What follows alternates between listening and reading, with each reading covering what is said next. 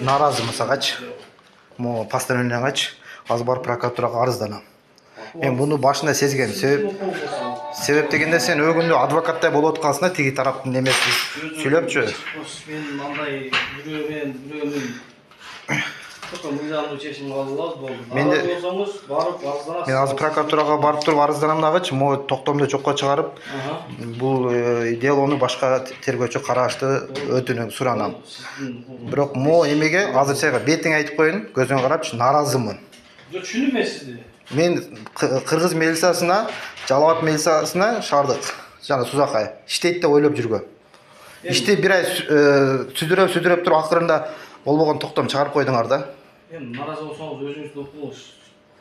Азыр мен тергөө начальнигине таап айттым ушу, өзү наразымын дедим. Начальникке да кирип бетин карап туруп айттым, наразымын дедим. Кыргыз милициясы бизди кордоп атат.